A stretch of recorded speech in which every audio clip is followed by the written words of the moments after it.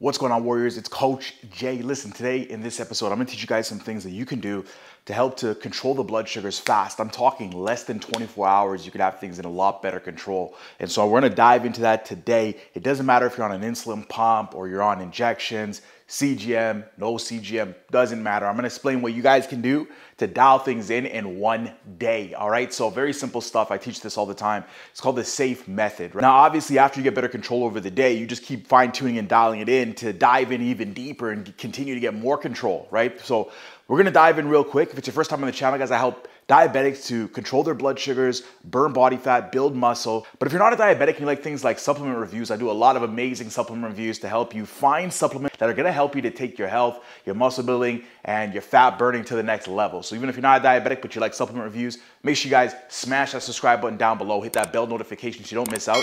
And if it's not too much trouble, you guys can hit the like button if you guys like it. So all good, let's just dive right into this one.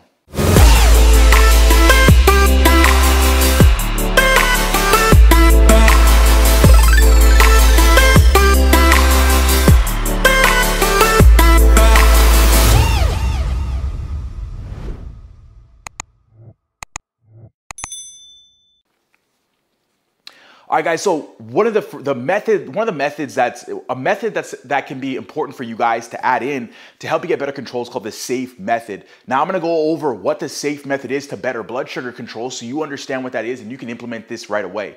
So the first thing that we have to look at is going back to keeping things simple. If you're trying to isolate certain things, it doesn't matter if you're on an insulin pump or you're on injections, you have to know what your insulin to carb ratio is. You gotta know at least what the correction factor is if you're on a pump, because that's what you're gonna insert to the pump. Then the pump is gonna feed that back to you and make it automatic. Many times the pump is only as fine-tuned as the information that you gave it to start with. And so if you didn't give it the best information to start with for 99% of pumps, then it's not gonna be able to handle getting your blood sugars and fine-tuning them back down into normal ranges or whatever your goal is for your A1C.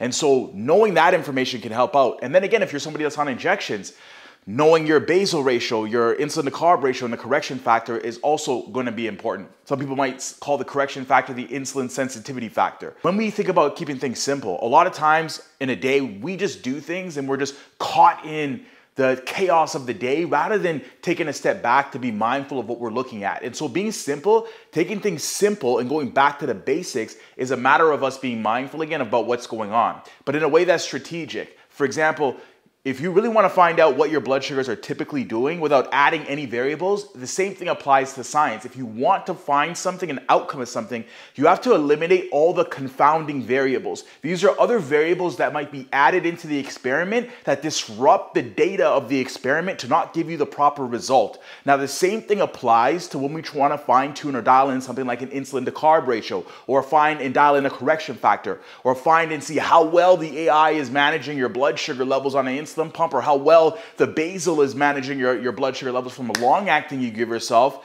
prior to having your first meal. So a lot of things that you can do to keep things simple is fast for about 16 hours and see what happens to my blood sugar when I'm fasting and doing nothing.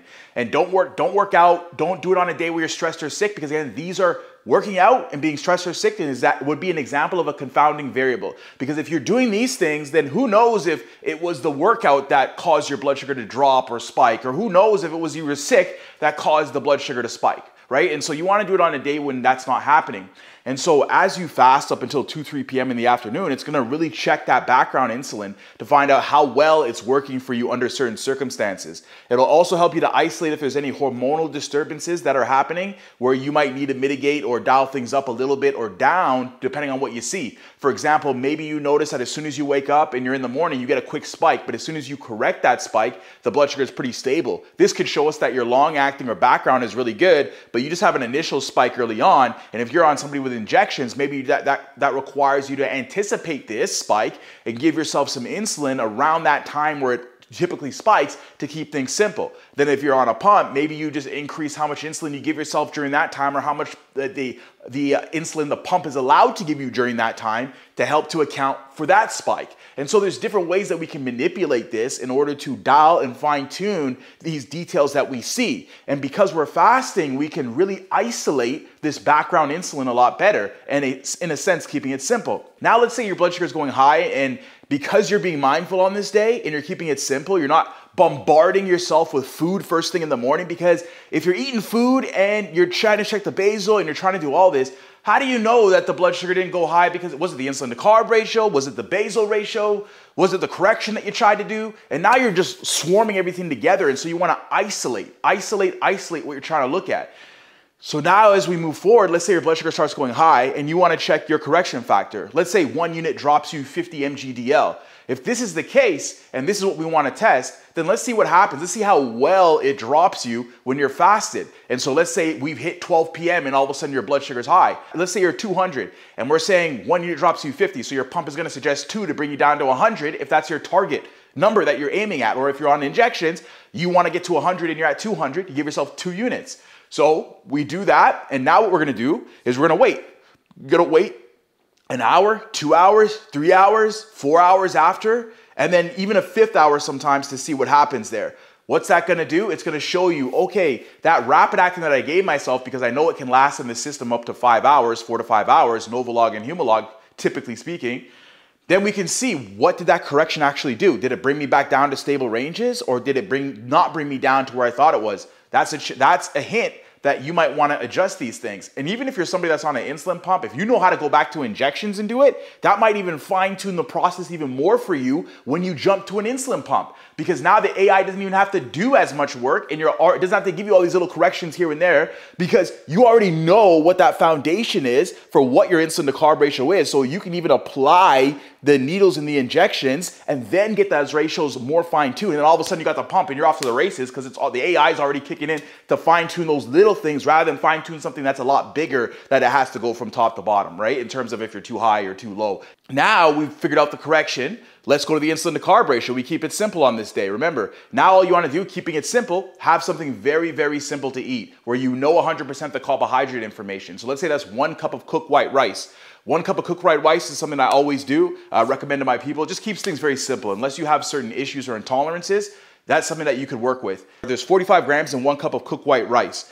After that, give yourself whatever your insulin to carb ratio is for that white rice and see what happens to your blood sugar levels. An hour, 2 hours, 3 hours, 4 hours, and 5 hours after that. Don't add anything else. You can add some protein if you want to that, but don't add anything else. And if you're a vegetarian, just have the rice and see what it does to your blood sugar. If it brings you back in and around where you were before you had the meal, and it's only off by, let's say, 1.5 mmOLs or 36 mg/dL, then you're really on point with where your insulin to carb ratio should be. But if it doesn't bring you back down, let's say you're a 100 going in and you have the food and then you end up being a 150 after you did your insulin to carb ratio you thought was working for you, then you know you need to increase that. So instead of a 1 to a 10, maybe you go down 2 units, you go to 1 to an 8. And because of the simplicity of the food that you're eating, it allows you to get a better idea of if it's working or not without mixing things into the mix. And because you know for sure the carbohydrates in, we know that the confounding variable of not knowing how much carbohydrates are in it is something that's not going to be brought into the mix. And so you can really isolate that insulin to carb ratio to say, this works for me.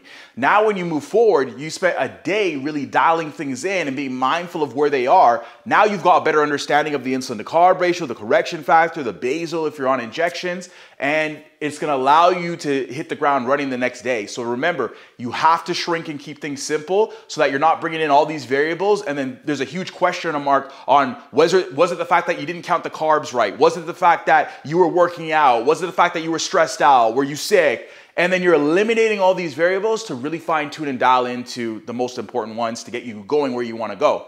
Now, the second part of it is adding in additional foods. Now, after you've done the test with the white rice and you have an idea of where things are, now add in other foods and see what your body does. Maybe swap out the rice next time for a pasta and see what happens to your ratios then.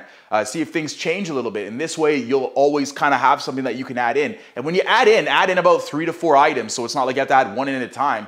So now you're adding in other foods outside of the simplicity of maybe the cup of cooked white rice that you started with to see what it's going to do to your blood sugars. And when you add in other foods on those other days, start off with fruit. Start off with the simplicity of things. Fruits, vegetables, things like that, and start utilizing that same insulin to carb ratio that you were using there with now the fruits and other more of these other lower glycemic index foods to medium glycemic index foods, which are just foods that aren't going to spike your blood sugars as high as a higher glycemic index food. So this way you can start bringing in foods that have more nutritional value to them, but are also not going to cause any curveballs with them being more higher glycemic and spiking things really fast, right? So that's a way that you can start adding in four other items. For example, a person might decide to add in some pasta. Now they're going to add in berries. They're going to add in some, I don't know, maybe apples and oranges or something like that. And then vegetables. And then see how's your blood sugar responding to counting. Make sure you count.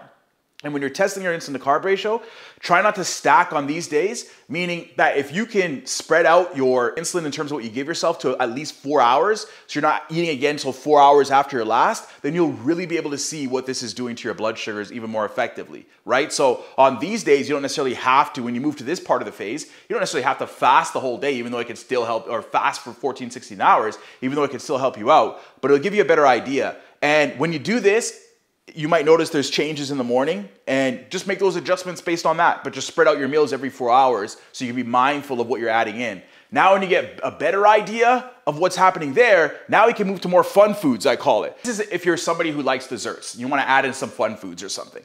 Now that you've got a foundation of the basic foods and the simple foods, now you can go maybe have a donut from a restaurant where you know the carbohydrates in it and see how that reacts to your blood sugar, right? And so this is when you add in a few fun foods. Obviously keep your health first. I'm not trying to deter you off a plan that you're having, but it's just showing you how you can remove the restriction as you move forward.